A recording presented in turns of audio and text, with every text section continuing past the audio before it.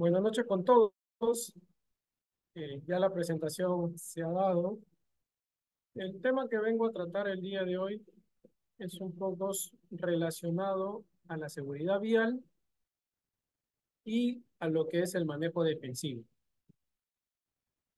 ¿Cuál es la importancia de la seguridad vial y del manejo defensivo? Primero, es que hay que tener claro que todas las acciones que se generen a partir de la seguridad y salud en el trabajo, que parte de ellas es el manejo defensivo, se van a ver reflejadas en los trabajadores, en la familia y en el entorno. Entonces, cuando partimos de una formación en seguridad y salud en el trabajo, no es solamente el enriquecimiento y las buenas prácticas de la seguridad y salud en una empresa, sino esto repercute al país. ¿Por qué? Porque teniendo personas capacitadas, personas entrenadas, conociendo una metodología, porque los temas de seguridad no es porque se me ocurrió, sino hay una metodología atrás de ella, pues es transferida una vez, claro, que se forma una cultura de seguridad, una cultura de prevención realmente dentro de esa empresa. Esas personas de esa empresa se vuelven agentes multiplicadores y esos agentes multiplicadores llevan ese ejemplo positivo a sus casas y de sus casas al entorno, amigos, familiares, y de ahí se genera hacia el país.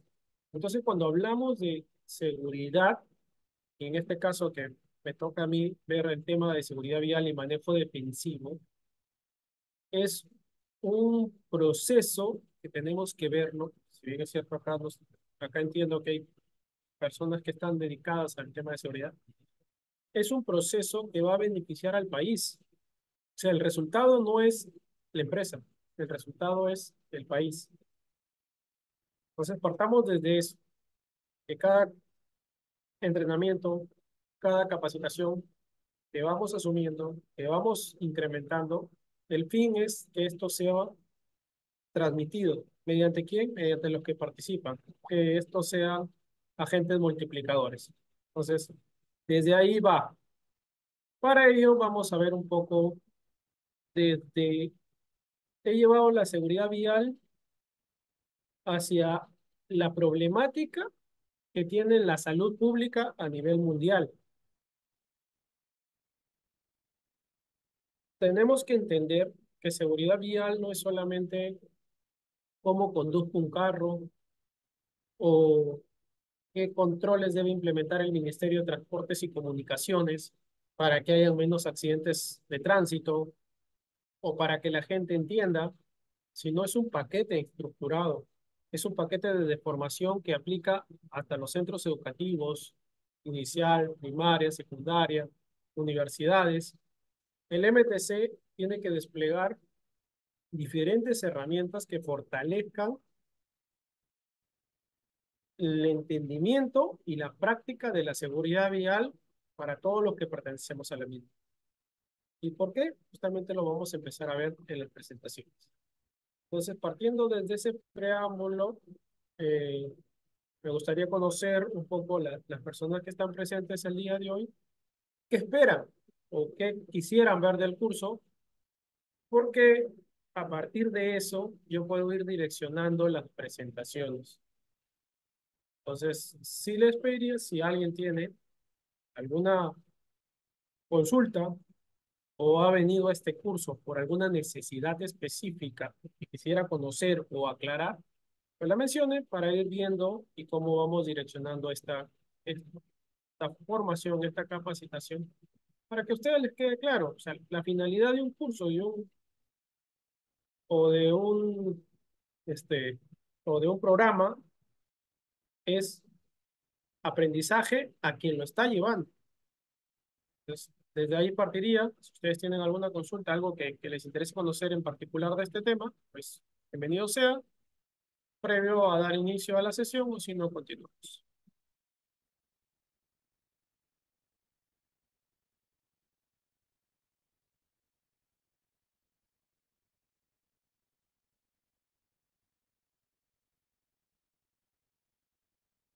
Entendemos que no tienen preguntas, entonces vamos a dar inicio a la sesión.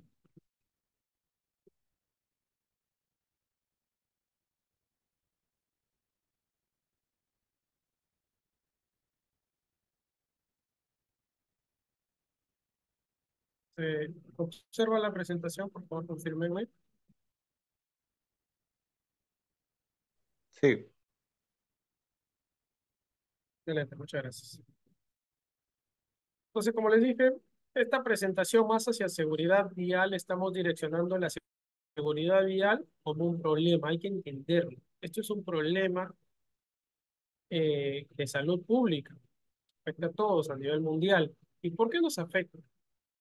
Y de ahí vamos a pasar en cuáles son las buenas prácticas de seguridad vial y vamos a culminar con una capacitación de manejo defensivo para el cual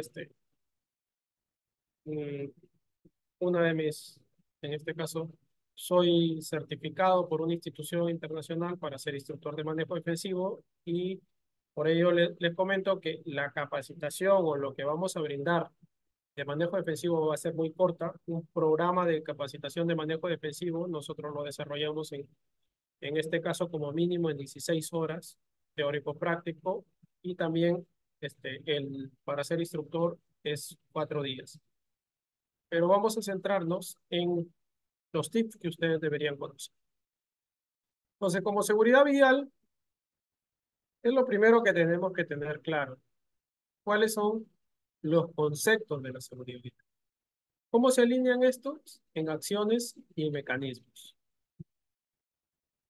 ¿Cuáles son las acciones? Primero, requerimos un buen funcionamiento del tránsito. ¿Qué más tenemos que ver en ello? Que el buen funcionamiento del tránsito solo se va a lograr a partir de tener legislación, contar con reglamentos, disposiciones y normas de conducta. ¿Por qué? Para que rija y se cumpla, tenemos que tener claro qué debemos cumplir. Para que funcione un sistema,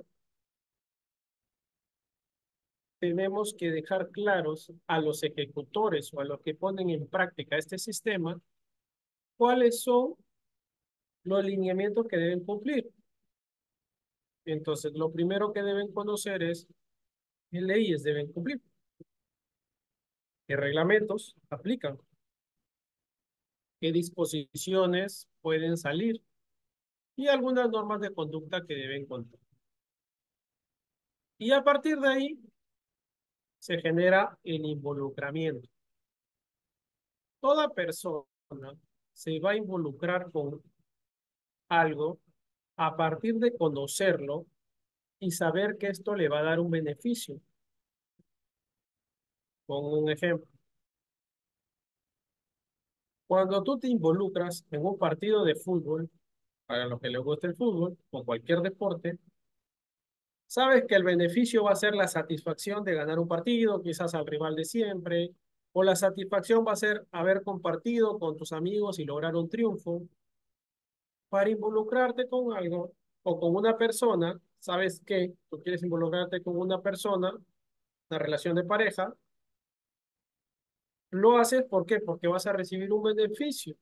¿Cuál es el beneficio? Tener una persona en la cual tú vas a confiar, te va a acompañar y es con la que pues tienes similitudes en diferentes espacios, por lo cual entiendes que es la persona ideal. Entonces hay un involucramiento, te involucras, hay un interés real. Si no existe esto, no lo vas a cumplir. Y eso es una de las cosas por las cuales en nuestro país falla tanto nuestra, el cumplimiento de las funciones del tránsito. ¿Por qué? Porque no se genera involucramiento. Porque tenemos personas que hoy conducen un vehículo y han comprado su licencia de conducir. Porque hay que decir las cosas como son y para eso hay estudios. Hay personas que han obtenido su licencia de conducir de manera ilícita. Tenemos una pobre cultura en temas de seguridad vial desde el jardín. Las personas que somos un poco más antiguas, no voy a decir viejo, pero tengo algunos años, nunca recibimos en primaria, en secundaria, seguridad vial. Hoy en algunos jardines se están practicando, pero eso tiene que ser sostenible. ¿Para qué? Para que las personas generen esa necesidad de involucramiento y tener claro que el practicar los conceptos de seguridad vial le van a traer un beneficio a ellos y al país. Si no hay eso, pues vamos a seguir teniendo un sistema vial caótico como lo tenemos. Entonces, el involucramiento no solo parte desde las instituciones que tienen la responsabilidad de fiscalizar e implementar correctamente el sistema, que sería el Ministerio de Transportes y Comunicaciones y todas las, en este caso, las diferentes áreas adscritas al mismo, sino también desde el usuario, desde el peatón, desde el conductor, desde la persona. Entonces, ahí tiene que haber el involucramiento. Y acá están estos tres actores claves. Un actor clave es el peatón. Cuando nos toca ser peatones, nos quejamos del conductor de vehículo, ¿no? De lo conductor de combi, ¿no? Que se le conoce acá y en Perú muy agresivo. Pero señores, ustedes como peatones, pónganse una mano al corazón para darse una respuesta a sí mismos, no les necesito escuchar. Pero ustedes como peatones, cuando el semáforo esté en rojo y no hay ningún carro pasando, o quizás hay carros muy lentos, ¿esperan que cambie a verde para ustedes pasar? ¿O lo hacen mirando y no esperan ese minuto? No podemos esperar un minuto. No podemos esperar un minuto y cruzamos en rojo. Entonces, no es solamente el problema del conductor, es problema de sociedad, es problema de país, es problema de personas, que nosotros como peatones tampoco cumplimos las normas de tránsito. Tenemos calzadas donde está el sendero peatonal y cruzamos por el medio de la pista. En otros países, ¿por qué el sistema de tránsito funciona mejor? Porque sus sistemas de tránsito tienen paraderos fijos y desde ahí, desde ese paradero, tú tienes que caminar hacia tu punto. ¿Cómo sucede en nuestro país?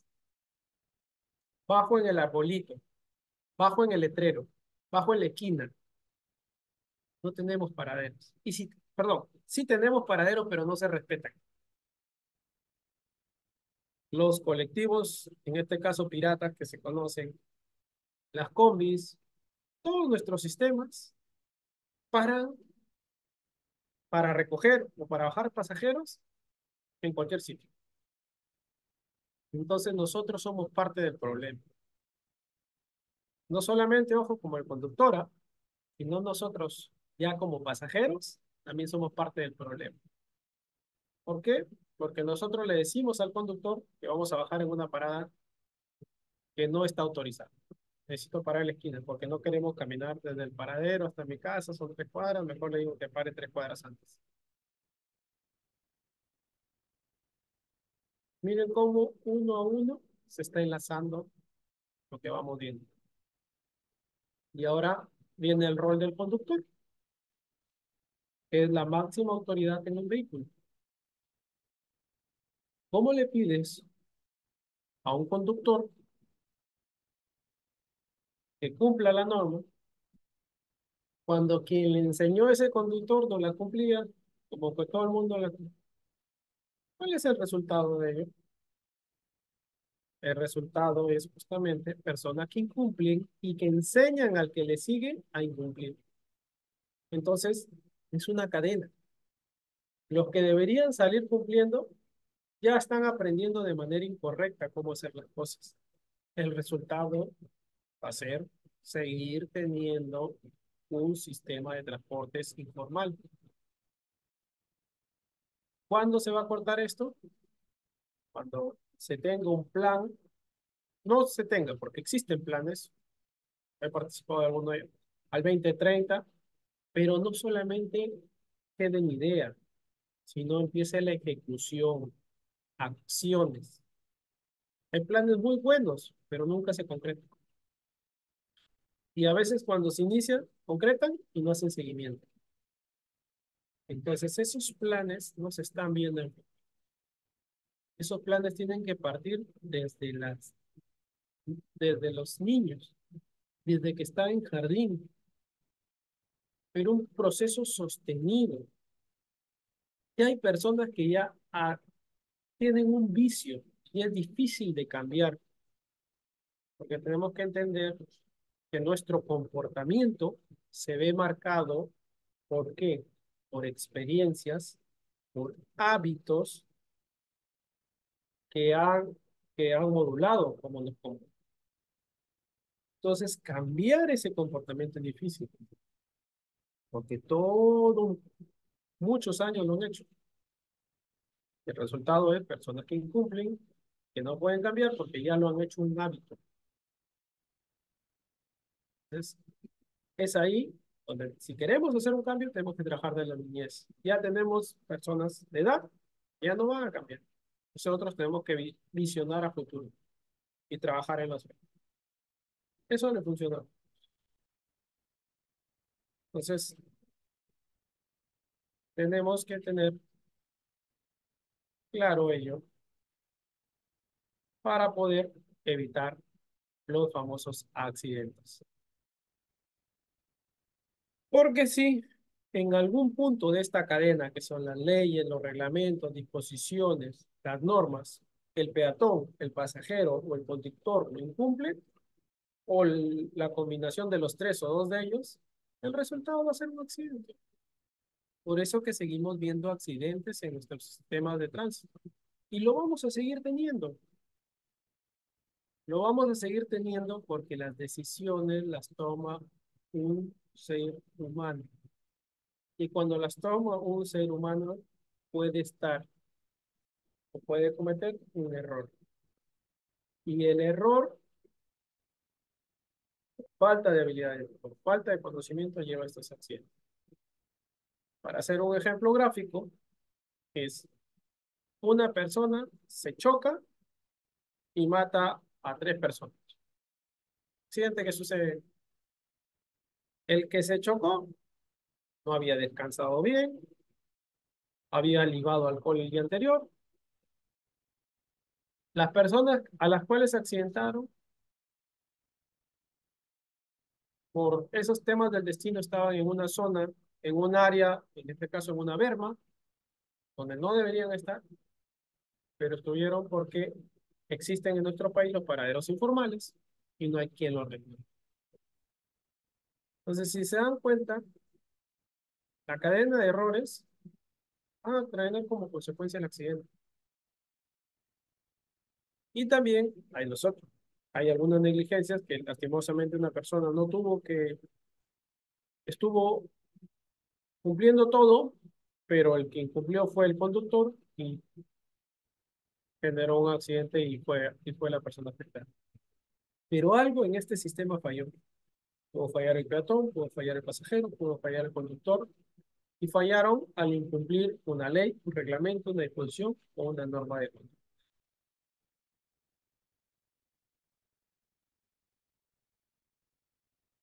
Entonces, los conceptos de seguridad vial se dividen en los temas que vamos a evitar de manera activa, dónde debemos trabajar. Y donde deberíamos trabajar tenemos tres puntos. El factor humano, que es lo que tenemos que evitar, un error humano, que se va a dar, porque es quien conduce el vehículo. El vehículo, ¿qué falla en un vehículo? Puede fallar los frenos, puede fallar la dirección, neumáticos, cualquier componente, pero está asociado al error humano muchas veces. ¿Por qué? Porque el humano es quien conduce y no le está haciendo su mantenimiento al vehículo cuando corresponde. ¿Por qué? Por ahorrar un poco de dinero. Es lo que pasa a muchos de los taxistas que esperan que su unidad ya esté sonando botán para recién ir a un mecánico. Ellos no ven cuando le corresponde de acuerdo al mantenimiento del vehículo, sino cuando ya no puede más el pobre carro.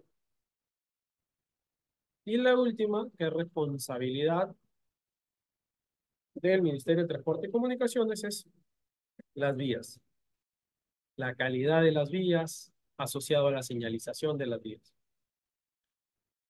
Por ello, uno de los beneficios que tenemos, y claro, hay que mejorar y tanto se quejan del tema de los, en este caso, de los peajes.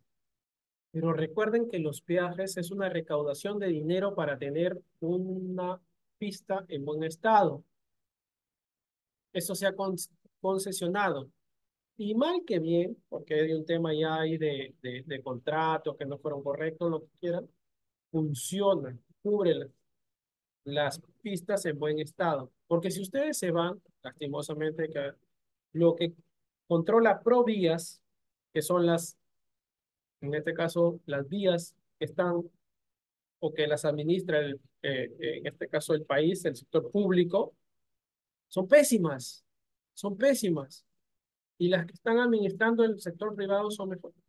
Claro, ¿por qué? Porque se están financiando de los peajes y hay un porcentaje de ganancia muy alto, le conviene y ha sido concesionadas estas vías por muchos años, más de 20 años, entonces ahí hay algo que mejorar, pero por lo menos tenemos claro que el sector privado funciona mejor que el público hoy por hoy, por diferentes razones, pero hoy por hoy el sector privado funciona mejor para el cuidado de las vías que el sector público.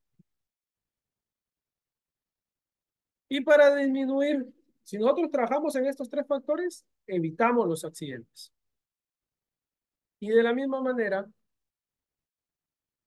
para disminuir una cosa de manera pasiva, hay controles como, en este caso, en los mismos tres puntos, pero ya después de tener el accidente, después de haber sucedido. Entonces, esos controles no nos ayudan.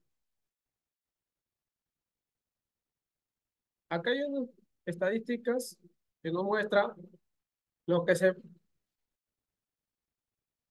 hizo una evaluación en el 2004 y se tiene un proyectado al 2030. Y dentro de las 10, en este caso, principales causas de muerte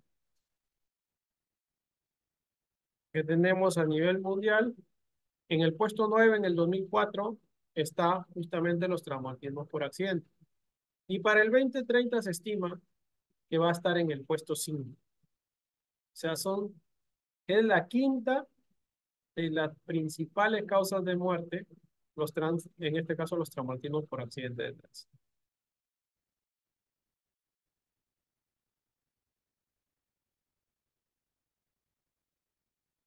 Acá hay un dato bien interesante, que es importante los conozcamos. Este es un dato a nivel mundial, igual, esta es la fuente, para que ustedes la puedan corroborar. Pero miren, de las 10 principales causas de muerte asociadas un poco, esto no es año 2004, perdón, me he quedado pegado,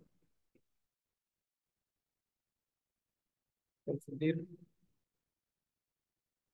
Miren un dato bien interesante que se saca a nivel mundial. Que entre el 2000 y el 2019, en las personas, o bueno, en este caso en los países de ingresos bajos, que no hay mucha generación de dinero, los accidentes de tránsito representan, en este caso, la afectación 7. Quiere decir que es la séptima causa de muerte a nivel mundial, pero para los países de ingresos bajos, que ganan poco. Para los países de ingresos medianamente altos, si llamamos clase A, clase B y clase C, como lo has sectorizado, aunque acá tenemos hasta la clase D, según el INEI. Pero llamemos en clase A, clase B, clase C. Estamos partiendo de la clase C. Y ahí está Perú, a nivel mundial. Sí. Ya. Es la séptima causa de muerte. Si vamos a los medianos, ingresos, en la décima. Y a los países que tienen ingresos económicos altos, no aparece dentro de las 10 principales. ¿Y esto guarda relación con qué? Con la educación. En los países donde los ingresos son más altos, hay mejores controles, hay personas más capacitadas, hay una mejor cultura de tránsito. Señores, ustedes van a Europa, por ejemplo, van a Inglaterra, y Inglaterra no tienen la necesidad de poner 5.000 rompemuelles, 10.000 semáforos. La gente que conduce sabe que si hay un peatón tiene que parar y la prioridad es el peatón. Los vehículos saben dónde tienen que estacionar y dónde no van a estacionar.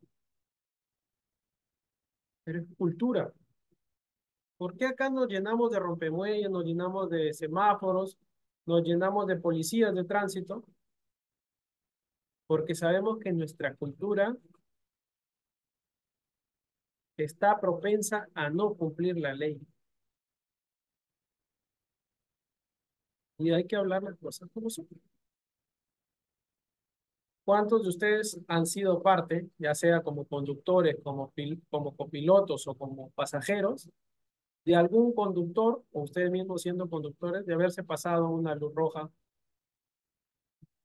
o no haberle dado prioridad al peatón o estacionar sobre los caminos de cebra, que son los pases peatonales, estacionar donde está la línea amarilla marcada? Ese es el reflejo. Entonces, para nosotros, para los países de ingresos bajos, pues definitivamente es la séptima causa de muerte. Y tiene que ver, como les digo, mucho con educación.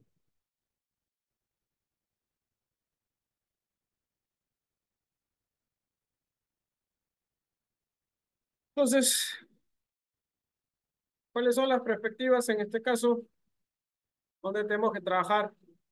Lo mismo que hemos visto en las personas, en los hombres, en la vía y en el vehículo. Estos son los tres factores principales.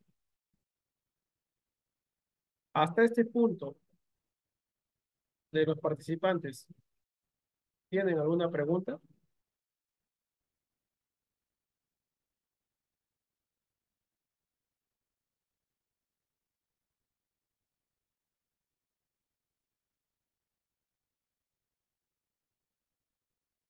¿Ninguna? De acuerdo. Entonces, acá al costado van a ver los porcentajes de lo que representa los accidentes. El hombre es quien representa, en este caso, el 93% de los accidentes. O sea, el 93% de los accidentes de tránsito están asociados a decisiones de la persona, del conductor o de quien acompaña con piloto, todos los que participan en un vehículo. El 3% nada más, responsabilidad de la vía, y el 4% del vehículo. Entonces, si vemos esto, creo que es más que evidente que tenemos claro dónde debe trabajar, dónde se debe trabajar. Y el dónde se debe trabajar justamente asociado a la persona, asociado a la cultura, asociado a la educación. Porque si tú tienes una persona formada, con valores, ¿qué es lo que va a ser el resultado? Una persona respetuosa de las normas y las leyes. Si no tienes una persona con valores,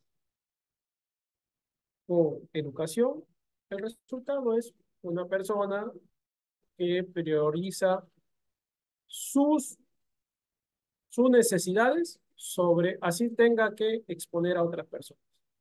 Y ese es el conductor agresivo. Y es el que tenemos en nuestro sector de transporte. Entonces, vuelvo a recalcar, es evidente que en donde tenemos que trabajar es en la formación. ¿De quién? De nosotros, de las personas. Si un país quiere cambiar, tiene que mejorar su educación. No hay otra forma.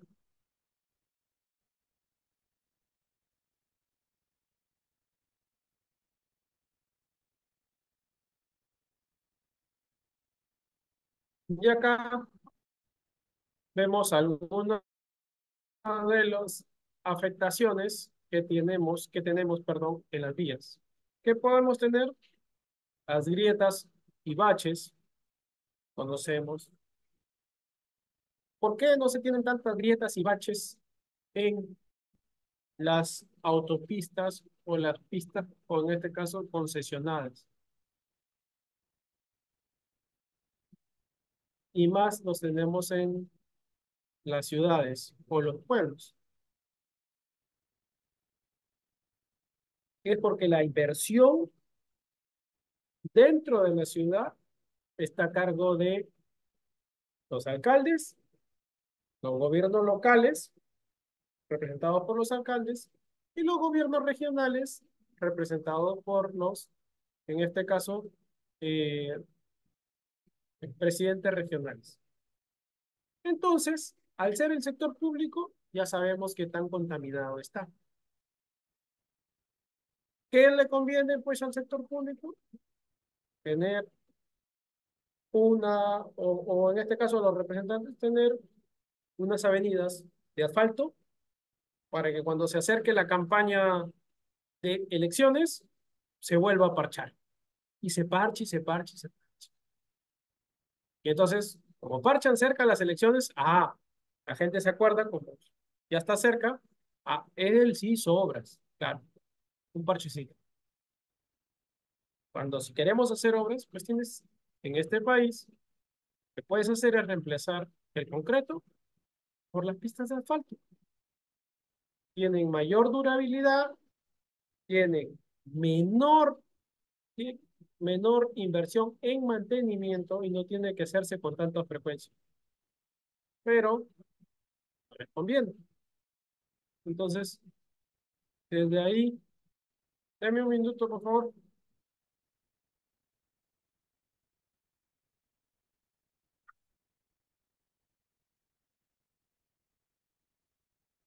Pues, si se dan cuenta, no conviene. Por eso, seguimos teniendo este tipo de grietas, baches y diferentes temas en ciudades y pueblos, a diferencia de las vías principales, las avenidas, perdón, en este caso las vías rápidas o las vías principales que conectan la Panamericana. ¿Por qué? Porque eso está concesionado. Ellos tienen que hacer el mantenimiento y si no lo hacen, eso va a traer una multa porque hay ciertas restricciones en los contratos. Ahí está. La acumulación de desechos, igual. Ese es un problema de la municipalidad, no solamente de la municipalidad, ahí hay cultural, nuevamente, educación de las personas. ¿Quiénes botan la basura? ¿Por qué? Porque si la zona de residuos está a 2 cuadras, mejor la boto en la esquina, ¿no? O si yo estoy construyendo, le pago a un señor que lo lleve, pues, mi desmonte. ¿Pero a dónde lo llevo? Nadie se ha preguntado eso. Lo llevan a botarlo al mar o buscar algún descampado. Entonces, si se dan cuenta, somos parte del problema. Eso quiero que entendamos todo lo que estamos. Esto, para cambiar nuestra cultura en seguridad vial, tenemos que cambiar todos. No solamente es responsabilidad del Estado, es responsabilidad de nosotros. Porque nosotros somos el ejemplo de nuestros hijos. Y nuestros hijos van a heredar cómo estamos haciendo las cosas. Porque tú le puedes hablar muy bonito pero el ejemplo es el hacer. Tú le puedes decir a alguien, tienes que leer un libro, es importantísimo, y tu hijo te ve todos los días viendo el celular. ¿Tú crees que él lo que te está viendo son acciones y él va a imitarte? La imitación de él es preferir el celular a un libro. ¿Por qué? Porque es normal. Porque si está viendo a sus padres que le dan prioridad a un celular en vez de un libro, ¿qué entiende él? Que el celular es más importante que el libro. Es así de simple. No hay mucha ciencia en lo que les explico. Entonces viene con esto. Esto es un problema no solamente de nuestras autoridades, sino también de nosotros como partícipes de todo el tema de seguridad vial. Tenemos carriles que incumplen las normas técnicas también, y ahí si bien el tema municipal, a veces se contratan profesionales, entre comillas, que de profesional no tienen nada, y pues desarrollan, he visto señalización pésima dentro que no cumple ninguna norma técnica.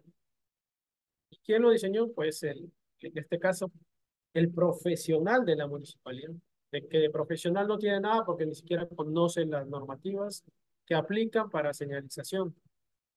Entonces, ahí guardavías incompletos por falta de mantenimiento, puentes peatonales mal diseñados. Cerca acá a mi pueblo, en algún momento un alcalde se le ocurrió poner un puente peatonal para cruzar la Panamericana. Hasta ahora están los dos bordes para subir, pero nunca se puso el puente, porque no tuvo un análisis técnico, no se coordinó con el MTC, que es el responsable de la vía, una serie de barbaridades que el profesional en este caso, el transporte de la municipalidad, lo había recomendado. No sé qué tal profesional. Y también, ya lo hemos hablado, ¿no? La falta de paraderos oficiales. Bueno,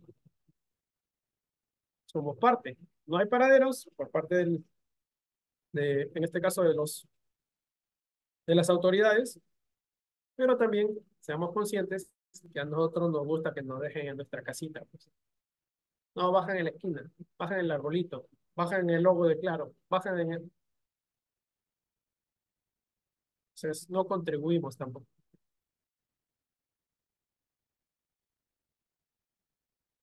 Ahí podemos ver, es una imagen que ustedes la han de haber visto.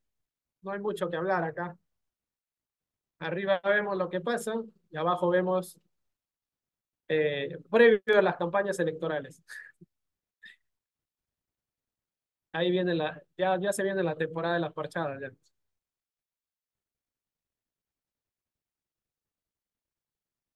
Las acumulaciones de desechos es un mal que se ha generado en nuestro país.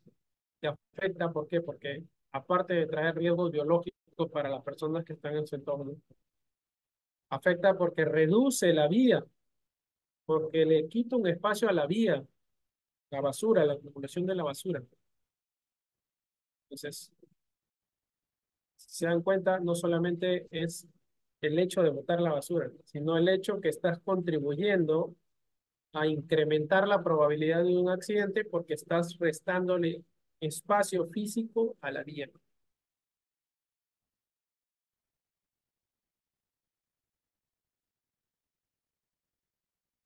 Los carriles que incumplen las normas técnicas, bueno, ¿no? Alguien, lo vimos en el tiempo del COVID, ¿no? Por ahí vieron una buena práctica en Europa, que eran las ciclovías, y a alguien se le ocurrió, pues, sin ningún expediente técnico, simplemente cortar las vías y poner una ciclovía. Nadie está en contra de las ciclovías. Milagros me dice, la disposición final es el gran final. ¿De los residuos te refieres, Milagros?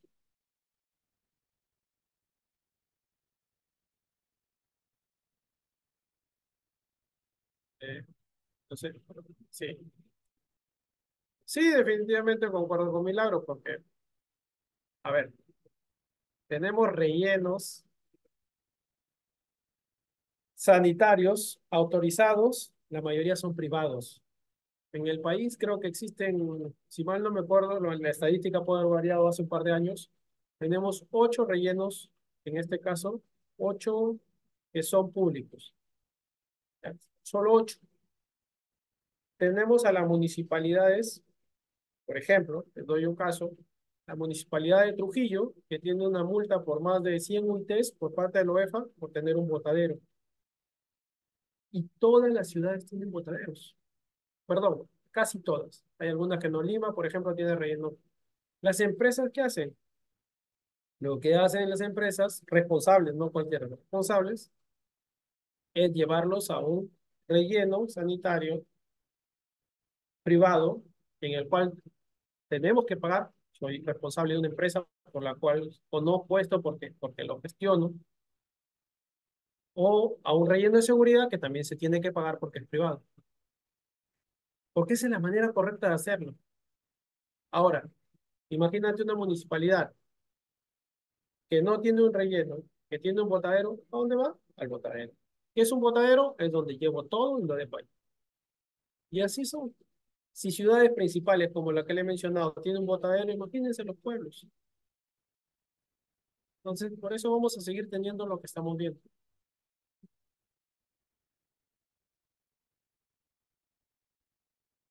Ahora, respecto a los incumplimientos de la norma, les hacía un, este, un recordaris al tiempo del COVID, ¿no?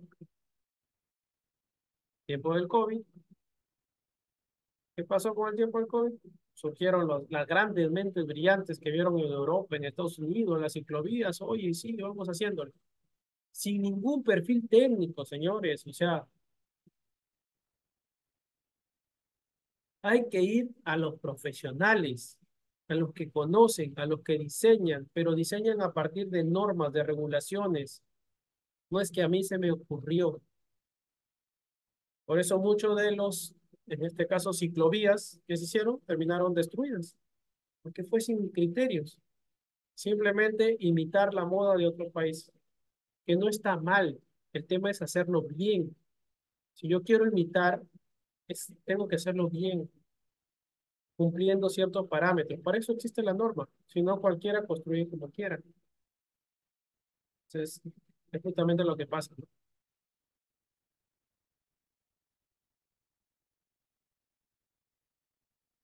Los guardavidas incompletos, hay un cierto tramo, se cayó, falta de mantenimiento, tenemos estos temas.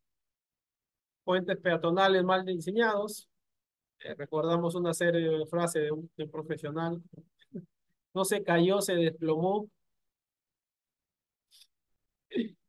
Técnicamente es correcto lo que dijo, se lo menciono porque yo soy ingeniero civil, pero vamos, pues, o sea, el resultado, el resultado es un- una ineptitud, porque son ineptos al ejecutar un proyecto sin respetar eh, la normativa técnica.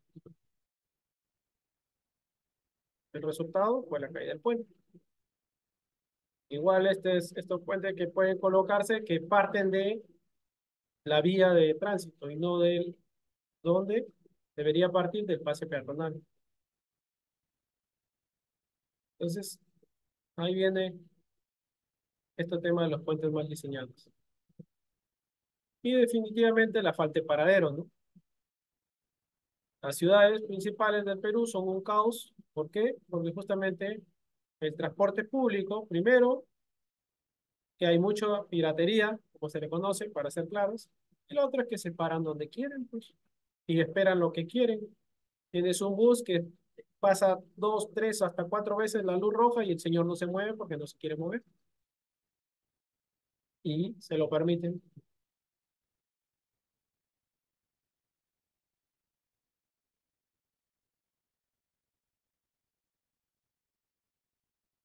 Hay, por ejemplo, hay un milagro, nos cuenta una experiencia igual de una ciclovía. Es así, sin criterios técnicos. Se diseña sin criterios técnicos. Y creemos en el país, en nuestro país informal, creemos que cualquiera. Ejemplo,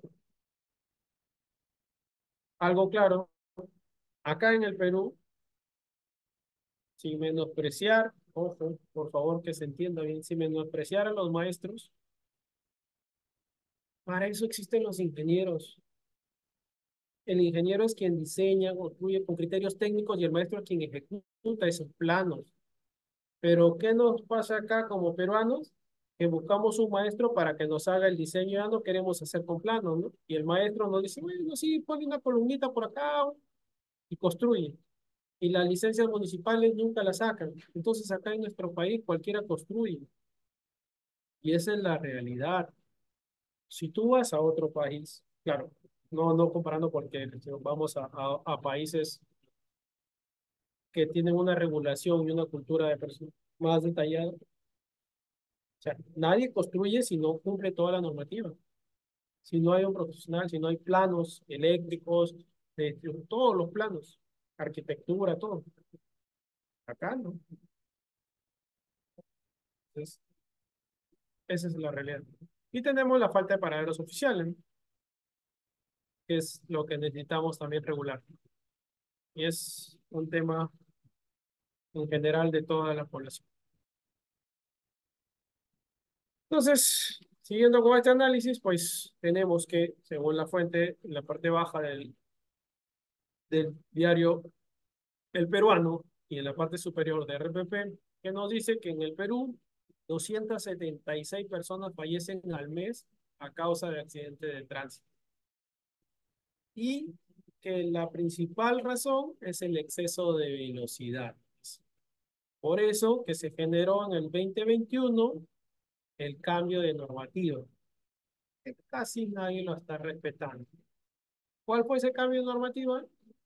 Redujeron de 60 kilómetros por hora en avenidas, 50 kilómetros por hora en calles y de 35 a 30, en autopistas de 100 a 90, pero seguimos viendo los incumplimientos. ¿En dónde se está respetando un poco más? En algunas partes de Lima. ¿Y por qué? Por las fotopapeletas. Porque cuando nos golpean el bolsillo, cambiamos nuestra forma de trabajar. Porque a nadie nos gusta que nos golpeen el bolsillo. Entonces eso demuestra que no es cultural.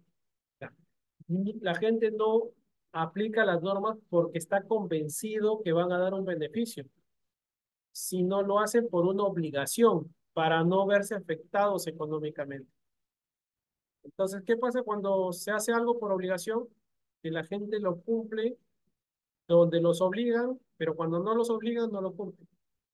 Lo hacen algo por convicción. ¿Qué pasa? Los seres humanos lo hacemos siempre y en todo momento porque estamos convencidos que lo que estamos haciendo nos va a dar un beneficio. Esas son las dos grandes diferencias. Por eso se trabaja sobre el convencimiento y no sobre la obligación. Pero en nuestro país tenemos que trabajar más sobre obligación, porque si a la persona no le obligan, no se convence.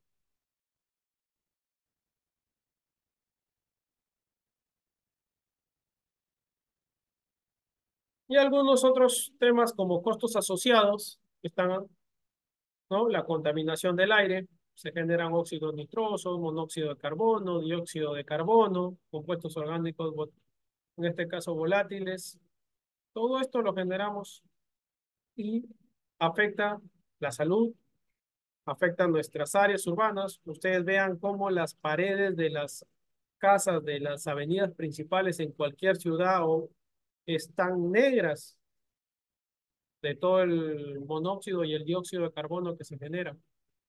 Negras. Ustedes van a las avenidas principales de cualquier ciudad y van a verlas. Esa es la demostración clara de la contaminación. ¿Qué otras contaminaciones tenemos? Tenemos la contaminación sonora. Los que compraron su casa cerca de una avenida se ven martirizados por los bocinazos porque andamos apurados, ¿no? El ruido continuo.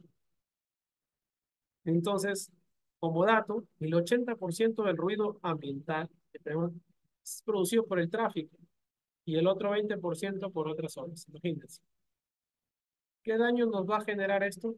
Irritabilidad, alteración del sueño, disminución de la audiencia visual, hipertensiones. Miren todo lo que nos afecta a la salud.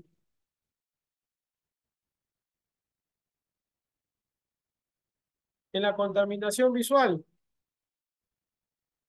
la aglomeración de anuncios. Hoy nos llenan de anuncios por todas partes igual. Y esta aglomeración de anuncios perturba la visibilidad y afecta la estética del lugar también. Nos afecta, nos bloquea. Entonces, si vemos accidentes de tránsito con heridos y fallecidos del 2017 al 2022, miren cómo la estadística se mantiene. Y muchos dirán, sí, pero el 2020 y el 2021 bajaron un poquito. 2020, no nos olvidemos que fue el COVID. ¿Qué pasó? Nos tuvieron encerrados en la casa. Hubo menos tráfico, por ende, menos accidentes. No es que el país haya hecho algo para controlarlo, es que fue el efecto de una causa. ¿Cuál fue la causa? El COVID. Fue un efecto. Si se dan cuenta, estamos volviendo a los picos. ¿Por qué? Porque ya no hay COVID, ya salimos. Ese 2020 es una fecha, es un 2020 y 2021 son datos engañosos, porque fue un contexto. Miren la cantidad de muertos. Todavía la cantidad de muertos se ha ido incrementando por accidentes de tránsito. Estas las estadísticas, en todas las presentaciones les comparto la fuente para que ustedes, si alguno de ustedes tiene o quiere ahondar en ello, pueden recurrir a las mismas. Y acá un poco sobre los accidentes, ¿no? Esta ha sido la proyección sin COVID. Miren, la proyección sigue al alta y la proyección con COVID, bueno, con los accidentes con el COVID bajaron, pero bueno, lo mismo, no se confundan. No fue que se tomó acciones y son el resultado de la campaña, si fue el resultado del control que tiene el Ministerio de Transportes. No, fue el COVID el que nos hizo bajar. Entonces, por cada 100.000 habitantes, nosotros tenemos en promedio 300 accidentes, personas accidentadas, 300 accidentes.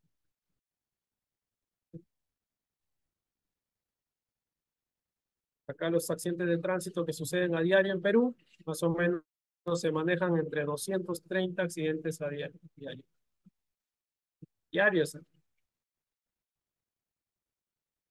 El factor humano, 74% de las causas de los accidentes. Y como les dije al inicio, esto es el 94%. ¿Dónde se está escondiendo esto? Acá. En otros y no se sabe. Esto es un factor humano. El tema de infraestructura y el tema de factor de vehículos es bien bajo, sino que estos se han catalogado así. Pero es todo el factor humano. El exceso de velocidad y la imprudencia del conductor son las dos principales causas de la siniestrabilidad que tenemos en el país.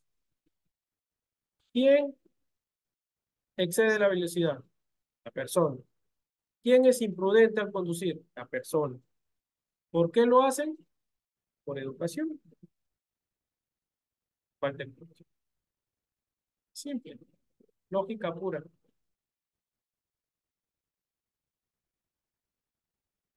Datos de algunas personas afectadas. Bueno, acá vamos a ir avanzando. Como yo les digo, esto es básicamente para que ustedes sepan. Trabajé. Si algo queremos cambiar en el país, tenemos que trabajar en los niños. No hay otra forma. Ya las personas crearon un hábito, el conductor agresivo es difícil de cambiar. Tenemos un mercado informal que adopta a estos conductores y por ende es difícil. Lo que tenemos que ver es a 10 años o más y trabajar desde las bases. Llevarlos correctamente a los niños que en un futuro se van a convertir en los adultos del país Y si queremos mejorar, es ahí donde tenemos que partir.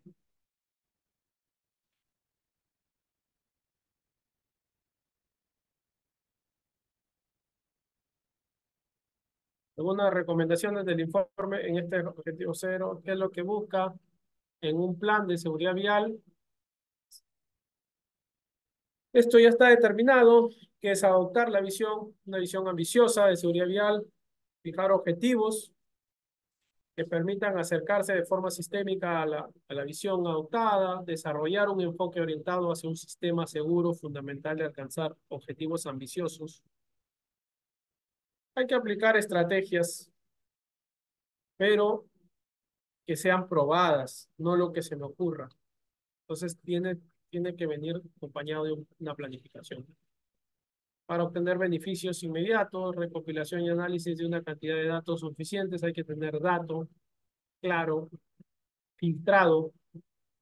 Nosotros lo que tienes un consejo, y eso para todos los que tengan a cargo, no solamente el tema de seguridad civil, vial, sino tener seguridad y todo lo que tiene que ver es, ustedes cuando generan informe, lo que están generando es datos. La responsabilidad del profesional es analizar si esos datos sirven o no, y hay que descartar la paja del trigo. Mejor dicho, hay que sacar la basura que te está contaminando esos datos. ¿Para qué? Para transformarlo en información de datos. Entonces, eso es importante en un análisis de datos. Es evaluar y verificar qué no te sirve o qué te está distorsionando para que lo conviertas en información. A partir de esa información, tú vas a diseñar cuáles van a ser los planes. Fortalecer el sistema de gestión de seguridad vial, acelerar la transparencia de conocimientos, invertir en seguridad vial y fomentar el compromiso entre los altos niveles del gobierno.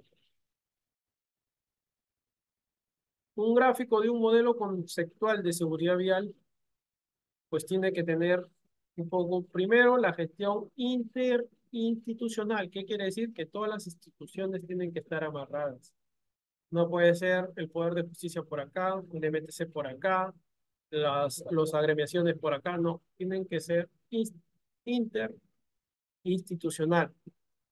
Se tiene que haber, en este caso, tienen que articularse todas las instituciones.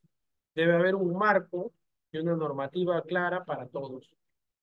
De ahí trabajar en infraestructura y en el entorno, que está asociado a los espacios públicos, a la infraestructura vial, a la seguridad vial preventiva y al área de concentración de siniestros. Características del vehículo y equipamiento. Acá tiene que ver con el parque vehicular.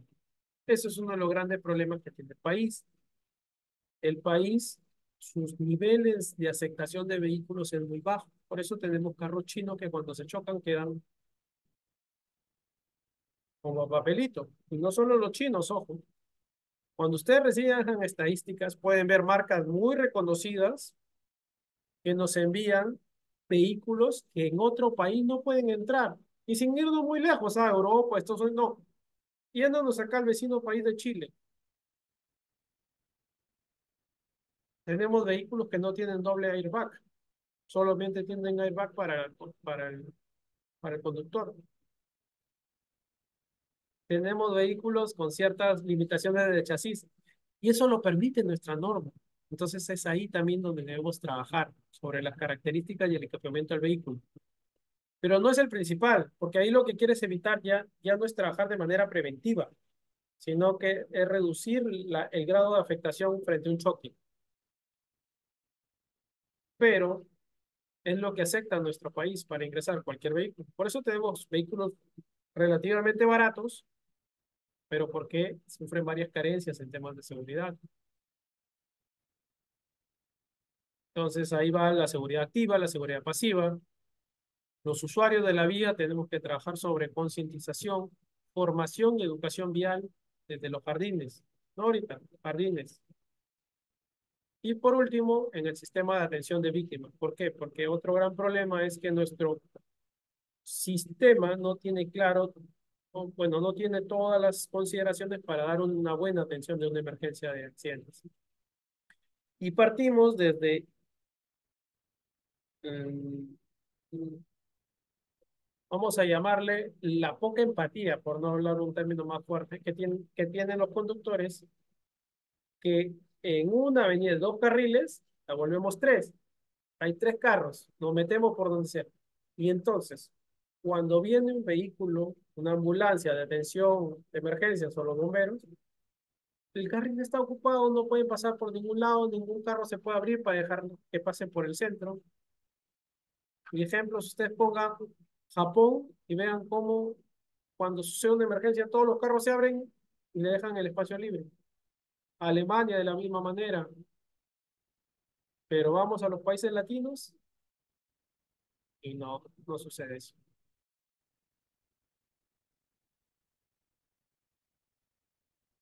Entonces, los accidentes de tránsito, ya sabemos, suceden por causas de accidente, en este caso por el factor humano, por los aspectos mecánicos que están asociados al equipo y por la vía y el entorno.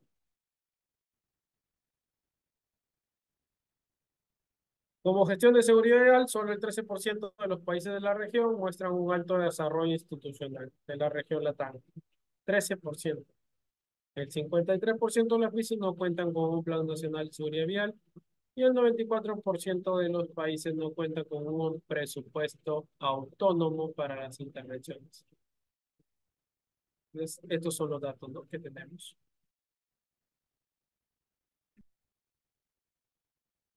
Algún análisis de la gestión de la accidentabilidad está asociado a la velocidad, a los estados psíquico-fisiológicos del conductor, adelantamientos individuos, el no respetar la señalización de tráfico, utilizar carriles, maniobras prohibidas, uso incorrecto de derecho de vías. Y la OMS, pues, nos brinda datos como el que tenemos, que ya detallan en este caso, los accidentes fatales por departamento o llamadas regiones. Este es un dato del 2016 del 2022, no se tiene mucha información a la fecha por IN, por fuentes oficiales, mejor dicho. Entonces, bueno, las regiones que más fallecidos han tenido, estamos viendo que es Arequipa, que es Cajamarca, Cusco, La Libertad, Junín, ¿no? Esto aparte de Lima, porque Lima pues tiene una accidentalidad muy alta, ¿no? Pero solo como ellos, los que le siguen a Lima, miren acá, todavía hay un comportamiento muy similar entre Arequipa, entre Cajamarca, Cusco, La Libertad y Junín.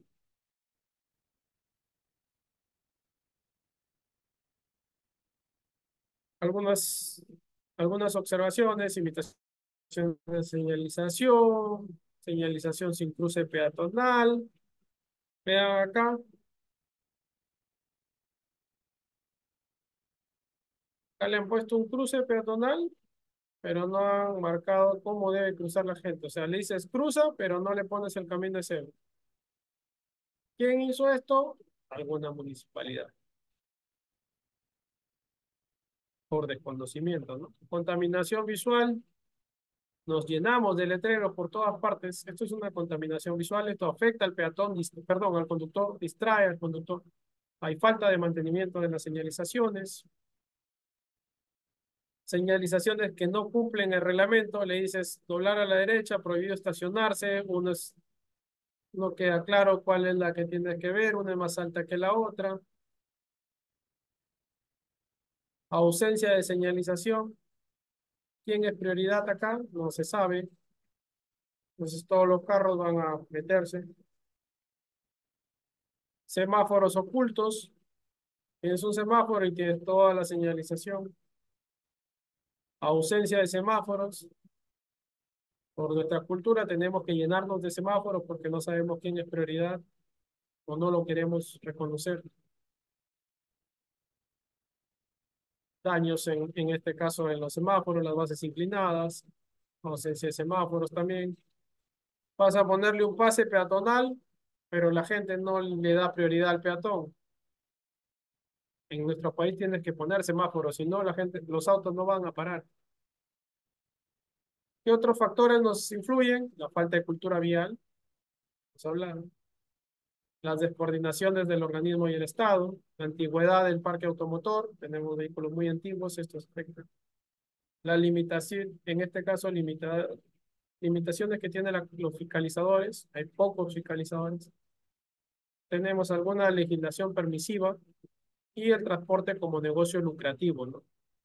El transporte no lo vemos como una situación que ayuda o beneficia al país, sino los que se meten al transporte con tanta informalidad lo ven como simplemente ingreso de dinero. Y pues unos eventos, tenemos los choques, los atropellos, caídas, volcaduras, incendios, los despistes, ¿no?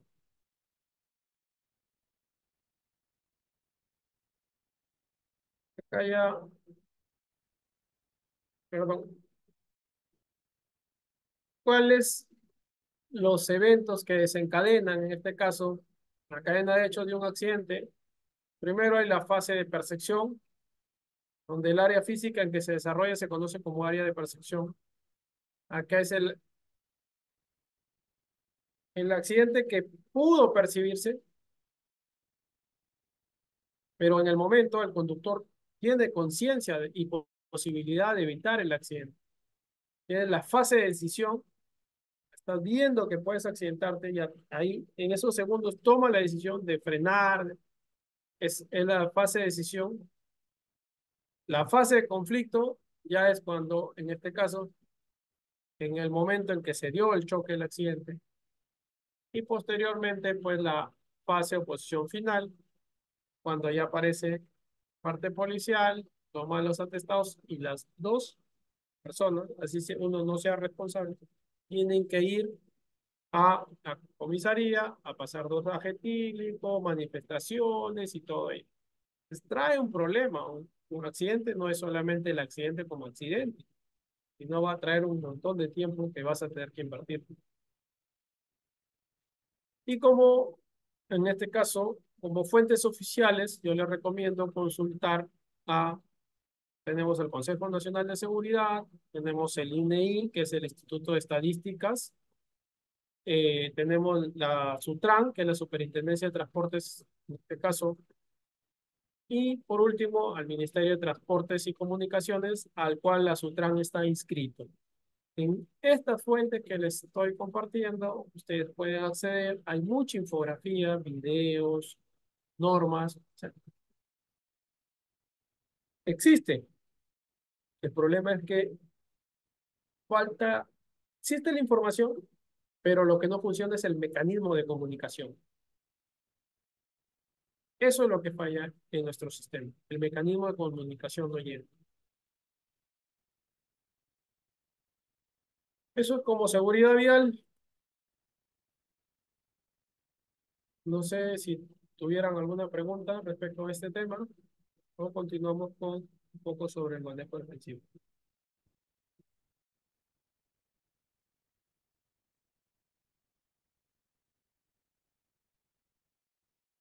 ¿No? Entonces, vamos a ir con el manejo defensivo.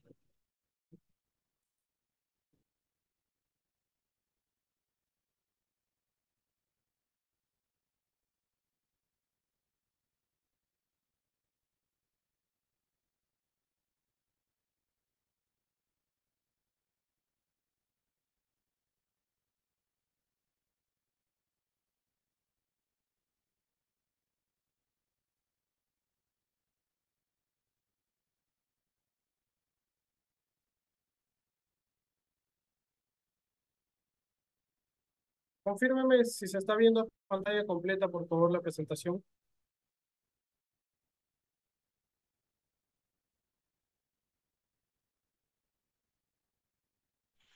Sí, sí, ingeniero. ¿Se ve la pantalla completa?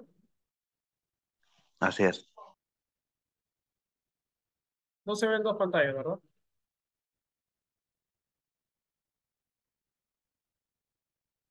No solo una. Gracias. Entonces vamos a ver un poco sobre manejo defensivo. ¿Ok?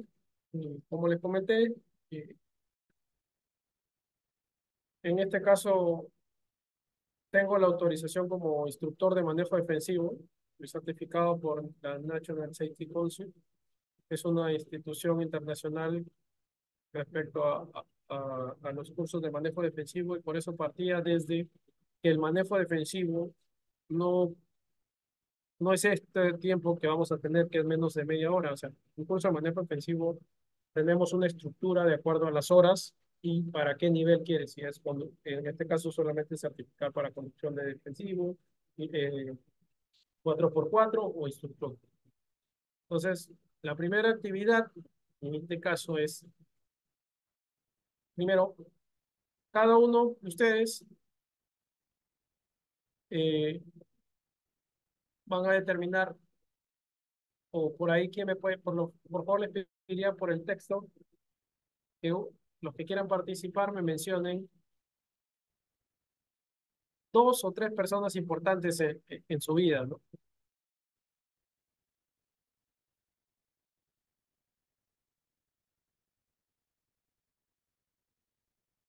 Que ustedes consideren. ¿Y a quién los pondrían, por ejemplo, a partir de ahí como número uno? Primera persona importante de mi vida, este, mi hijo, mi padre, segundo, tal. Por ahí, ¿quién? Por favor, ahí en el chat les pediría que me puedan ayudar colocando uno, dos, tres. ¿Cómo pondrían?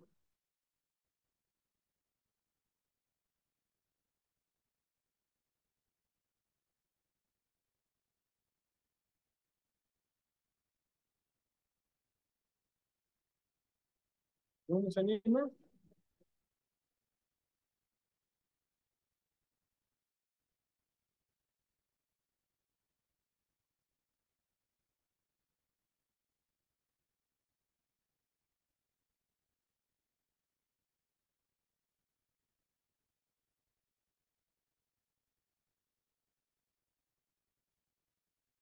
Ahí está. Por ejemplo, Lionel dice primero mi hija, después mi madre. Rosario dice mis hijos, después David, ahí muy bien, sus hijos David. Y es justamente lo que siempre pensamos, ¿no? Los seres humanos tendemos a pensar primero en el bienestar de el otro. Señores, pero la persona más importante en su vida son ustedes mismos. Y de ahí, desde entender la importancia que somos nosotros mismos para nosotros, aunque suene medio confuso, desde el conocimiento y de lo importante que yo soy, recién puedo empezar a cuidar a otras personas. Entonces, la persona más importante en mi mundo soy yo mismo. Y de ahí, y a partir de mi mundo, tengo que construir, y yo sé que muchos, lo principal han sido los hijos. Yo cuando recibí para ser instructor también, lo primero que puse fueron mis hijos, pero entendí que hay que construir para nuestra vida partiendo desde adentro hacia afuera. Entonces yo desde ahí ya, conociéndome, sabiendo lo importante que soy, puedo evaluar, puedo darle la prioridad a mi familia y a partir de ahí, pues, que son mi mundo, puedo hacer muchas cosas divertidas. ¿Hacia dónde va esto? A que si sucede un accidente, mi mundo o parte de las personas que son mi mundo se van a ver afectadas.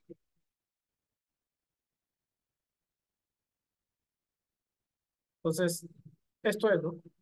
Que todos queremos, la familia feliz. Entonces, ¿por qué estamos aquí?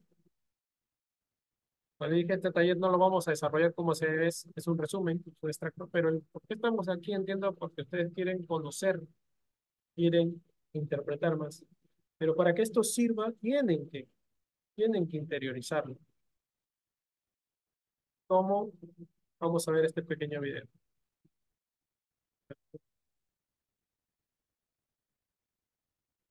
Que ver, compartir esto, compartir.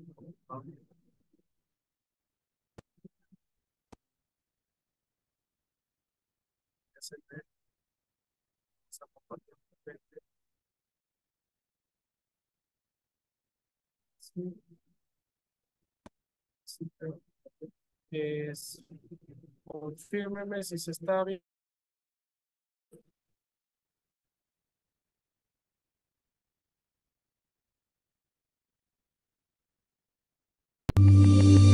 En este curso de conducción defensiva aprenderá habilidades y ¿Se escucha? técnicas El importantes. audio y se ve el video, por favor, confírmeme.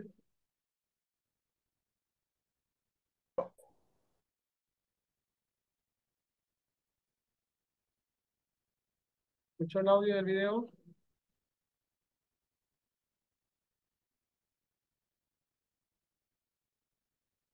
Sí.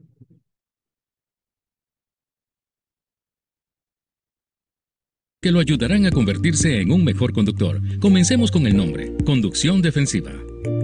En todo deporte, la defensa es importante porque se trata de un aspecto que podemos controlar. Y todos los campeones saben que no se puede obtener un triunfo sin un sólido juego defensivo. Perder un juego es una cosa, pero todos los días, alrededor de 100 personas pierden la vida en nuestras carreteras. 100 personas por día. 40.000 víctimas por año, cuando muchas de ellas podrían haberse salvado si se hubiesen implementado las técnicas del manejo defensivo. Las muertes por accidentes de tránsito son tan frecuentes que nos hemos acostumbrado a los titulares, ya no nos sorprenden. Pero imagínense qué sucedería si todos los días pusiéramos las noticias y nos enterásemos de que se estrelló un avión con 100 pasajeros a bordo. Se realizarían investigaciones y se implementarían cambios. La sociedad exigiría soluciones. El National Safety Council está trabajando arduamente para brindar una solución a la cifra de víctimas mortales por accidentes de tránsito. Un modo en que estamos haciendo esto es enseñándoles a conductores como usted los principios básicos del manejo defensivo. Diariamente compartimos las carreteras con personas que no son solo conductores, son padres y madres, niños, amigos y compañeros de trabajo, personas como usted que aman la vida, son queridos y serían extrañados. Es por eso que le decimos y le pedimos que recuerde que en cualquier momento una decisión puede cambiar su vida para siempre. Una decisión mal tomada nos puede cambiar la vida para siempre. Eso es lo más cierto que he escuchado en mi vida y que por el tiempo que tengo, te puedo decir que es así.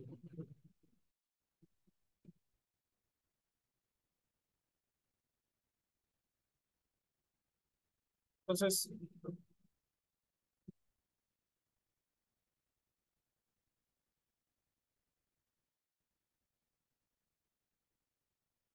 ¿cuál es el objetivo un poco de lo que vamos a ver? Es poder adquirir algunas habilidades y conocimientos necesarios para conducir de forma segura, comprender que conducir de forma segura y adecuada es una elección personal, reconocer los peligros que surgen cuando conducimos y adoptamos, en este caso, y cómo debemos adoptar defensas para prevenir la pérdida de control del vehículo, reconocer los peligros relacionados a conducir un vehículo en malas condiciones y conocer los sistemas activos y pasivos del vehículo y cómo pueden afectar a la seguridad en la conducción. Y para ello, lo que tenemos que conocer es, de eso se trata, ¿no? De tomar decisiones. Y desde tomar decisiones, lo primero que tenemos que tener claro, existe una fórmula para prevenir choques, que nosotros la conocemos como RCA. Vamos a ver la definición de manejo defensivo. Vamos a poder brindarles un poco del desarrollo de hábitos. Y para ello, vamos a ver este video.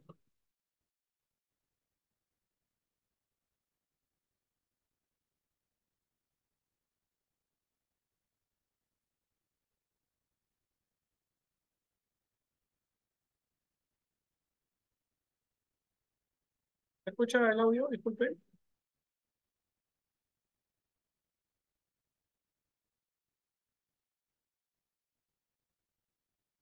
favor me confirman.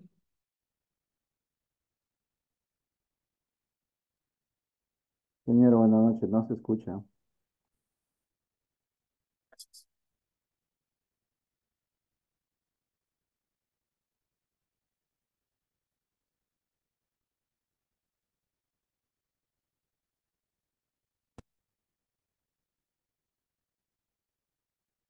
Dice observar la presentación.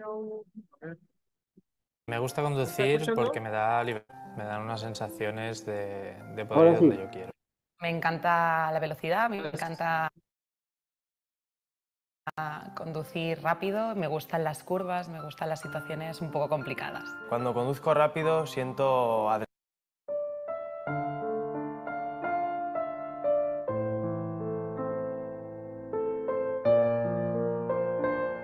Pues si me gusta conducir, me encanta conducir. Me gusta conducir porque me da libertad, me dan unas sensaciones de poder ir donde yo quiero. Me encanta la velocidad, me encanta conducir rápido, me gustan las curvas, me gustan las situaciones un poco complicadas. Cuando conduzco rápido siento adrenalina. Soy cañera. Me gusta mucho conducir por carreteritas con curvas estrechas. Prefiero habitualmente coger carreteras rápidas para poder disfrutar un poco de la conducción. El exceso de velocidad sí que bastantes veces. Me va muy bien conducir cuando estoy enfadada, sobre todo. Antes prefería la conducción un poquito más agresiva y por curvas, pero a finales de año seré padre, entonces he tenido que cambiar la manera de conducir.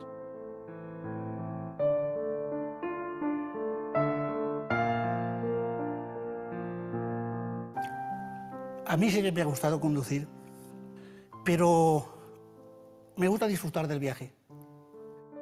Ahora cojo el coche, pero contra menos lo puedo coger, mejor.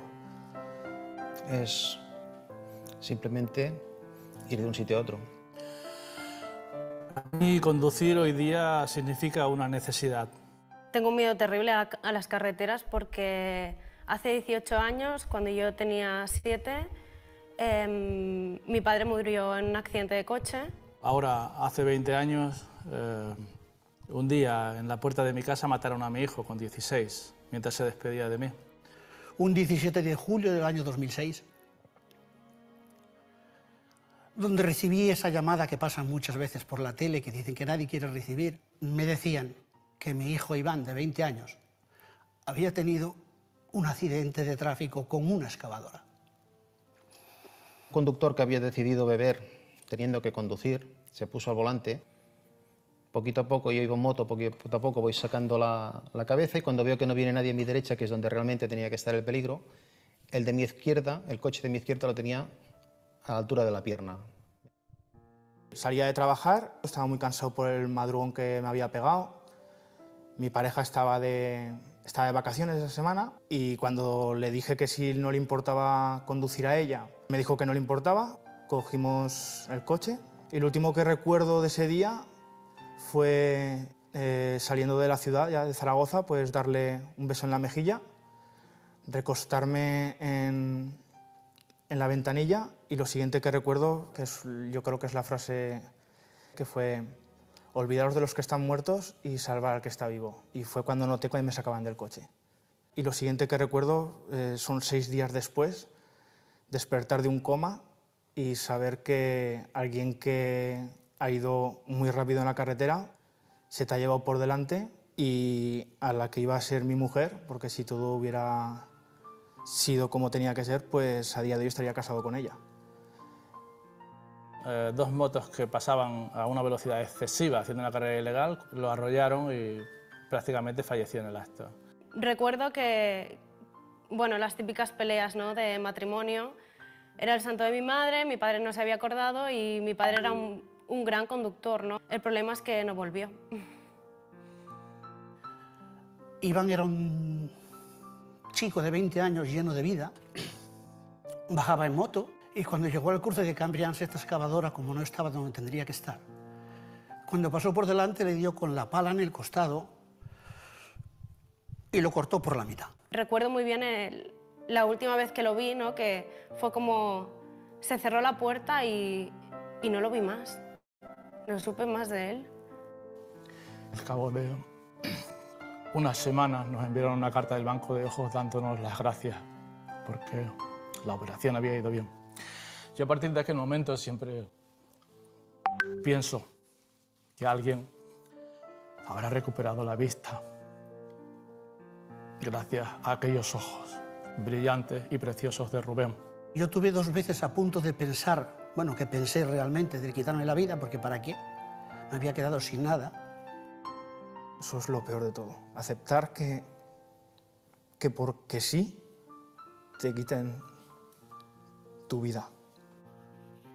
Tú piensas que ese señor el día que mató a Iván, a mí y a mi familia, nos puso cadena perpetua, para siempre.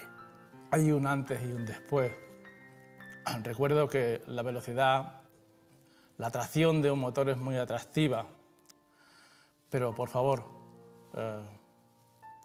que el atractivo no se convierta en drama. Que la gente creo que realmente no es consciente del arma que llevamos entre las manos, yo el primero, ¿eh?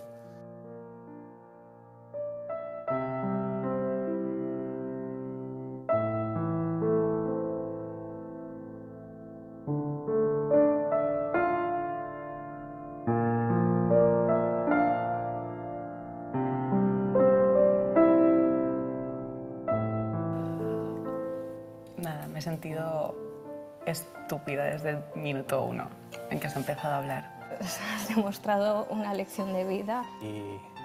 Y más ahora cuando escuchas una historia así, cuando yo ahora mismo voy a ser padre, pues es duro.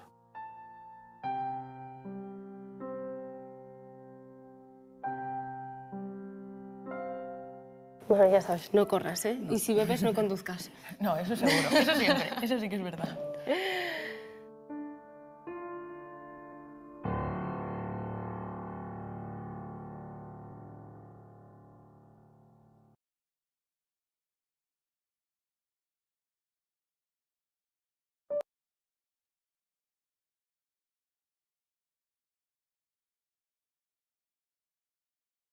Bueno,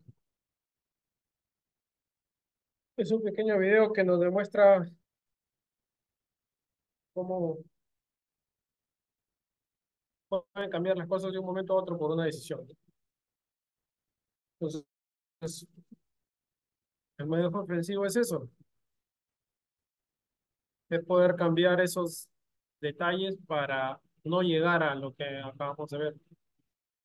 Para aplicar el manejo defensivo, vamos a aplicar el RCA, que es primero reconocer el peligro, qué es lo qué es lo que nos puede poner en peligro, cuál es el riesgo asociado a esto, comprender la defensa, cómo yo voy a aplicar controles para no afectarme con el peligro, y esos controles, cómo los voy a implementar mediante la actuación correcta y en el tiempo adecuado.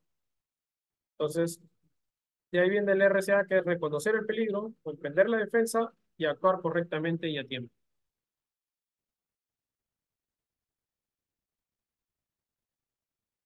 ¿Cómo reconocemos el peligro? Mediante el uso de nuestros sentidos. ¿Cuáles? Todos. Con la vista, vamos a observar la carretera, observamos el entorno, qué es lo que podría pasar, vemos si un niño puede cruzar, vemos si una pelota cruza, porque va a haber alguien atrás de esa pelota, vemos si un vehículo nos está pasando por el lado izquierdo, por el lado derecho, muchas veces son muy imprudente, que pasa por la berma, por la derecha, hay que estar con los sentidos puestos. El oído no solamente sirve para escuchar al otro vehículo, sino también para escuchar a nuestro propio vehículo. Voy a escuchar sonidos extraños en mi vehículo, me está lanzando una alerta que algo está fallando en mi equipo. El olfato, podemos oler de repente un caucho que se está prendiendo. Vamos a reconocer algún cortocircuito dentro del vehículo que puede generar alguna emanación de gases o de humo. Y en este caso el sentido de las manos, vibraciones, golpeteos raros del vehículo. Entonces, todos nuestros sentidos van a ayudarnos ¿a qué? A reconocer el peligro, que es La primera estrategia del RC. A partir de reconocer, vengo a comprender la defensa. Al momento de observar, puedo reducir la velocidad, aumentar mi distancia. ¿Para qué? Para que no se dé un choque. Ahí hay un ejemplo claro de cómo nosotros podemos comprender la defensa. Y por último, actuar. Importante saber en qué momento, cómo lo hago y dónde lo hago. Y que sea a tiempo. Entonces, ese es actuar de manera correcta y a tiempo.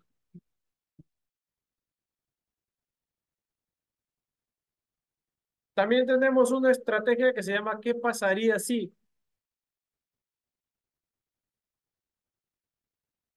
¿Qué pasaría si? ¿En qué momento?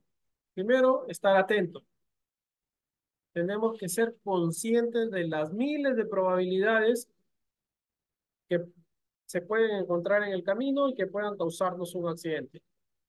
Entonces tenemos que estar atentos a algunos indicios.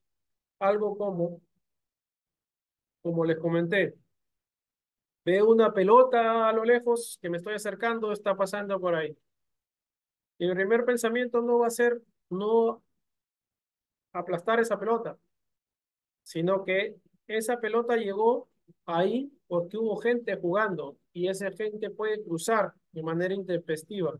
Y si es un niño, con mayor razón, porque recuerden, al menos en mis tiempos era así, no sé, quizás hay muchachos jóvenes, pero en mis tiempos el balón era el regalo ideal, era lo que esperabas toda Navidad, era lo mejor que podías tener, un balón de fútbol. Y entonces, si era lo mejor que podías tener, si ese balón se pierde, lo vas a querer cuidar como una vida. Entonces, ahí no vas a medir cuando lo intentes recuperar, no vas a titubear, así te tengas que exponer. Y un niño se va a exponer más, porque es como su bien más preciado. Entonces hay que tener cuidado con eso. Hay que interpretar, pensar en las posibilidades que existen detrás de cada objeto o individuo y cómo podría afectarse mientras lo conduce.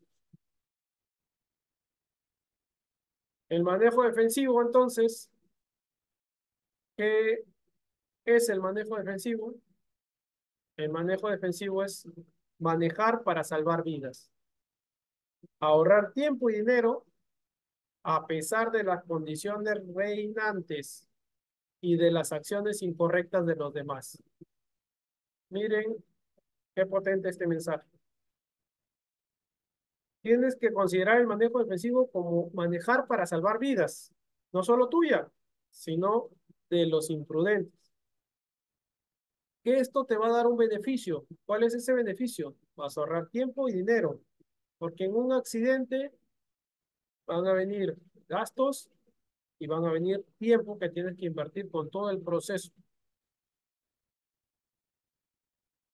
Y cuando así hayan situaciones o condiciones que reinen, imprudentes, conductores imprudentes, vehículos en mal estado, acciones imprudentes como acciones incorrectas, si tú practicas el manejo defensivo, es 99%, porque no hay nada que es 100% seguro, pero el 99% seguro de que no te vas a accidentar.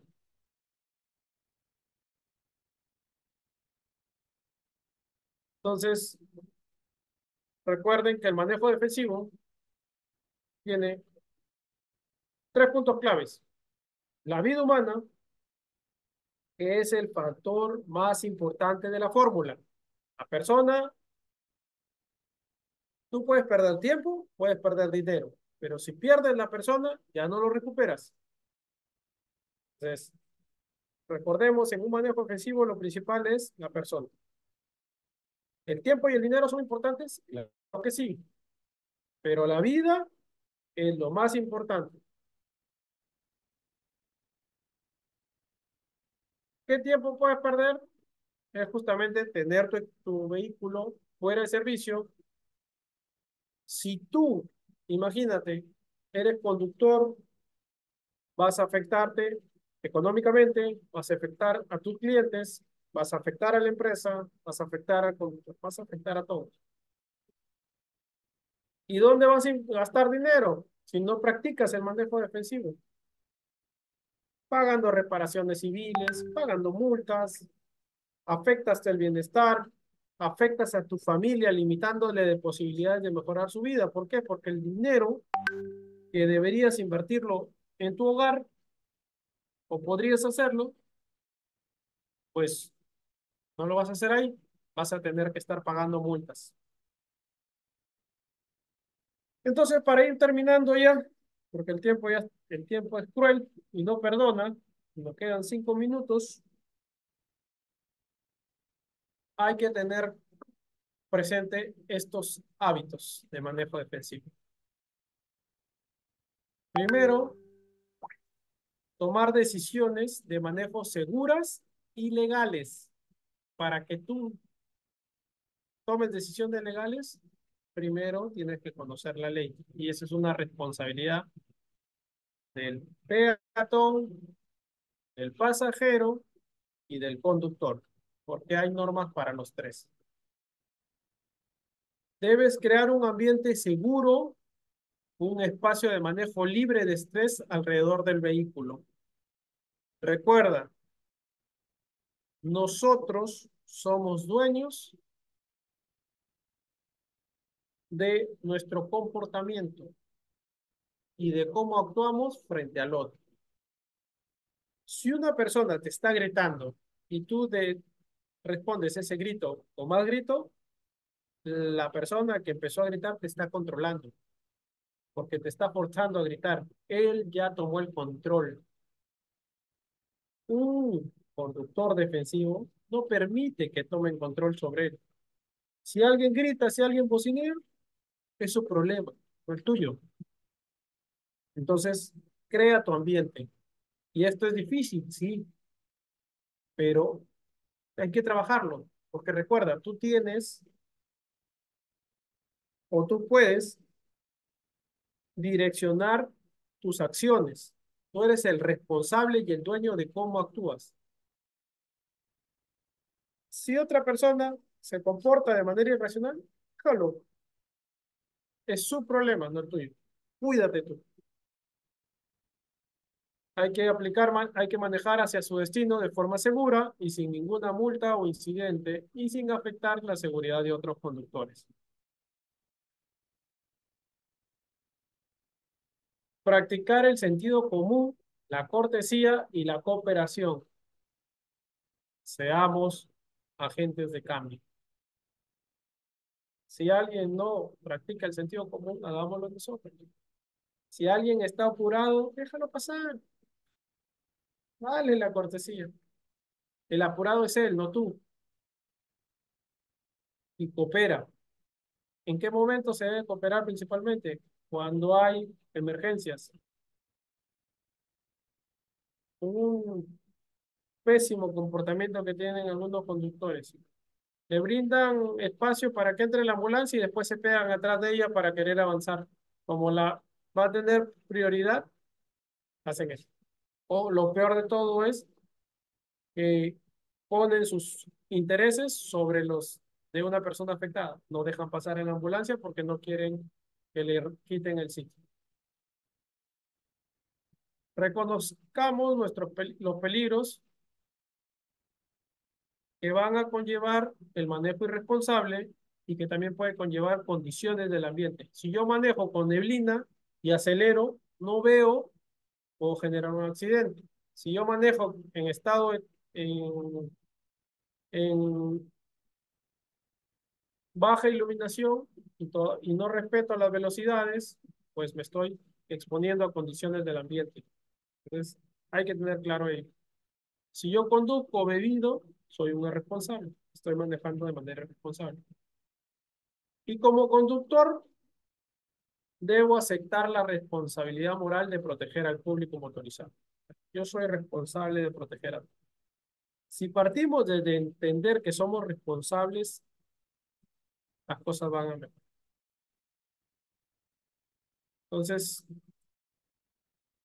Desde ahí les comparto un poco de la experiencia, un poco del conocimiento. Espero que la capacitación del día de hoy haya contribuido y les haya brindado lo que ustedes esperaban. Y pues los invito a seguir formándose, capacitándose y asumir mayores retos en temas de seguridad.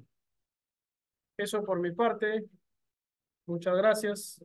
No sé si tuvieran alguna pregunta, consulta o duda para dar por culminado la sesión.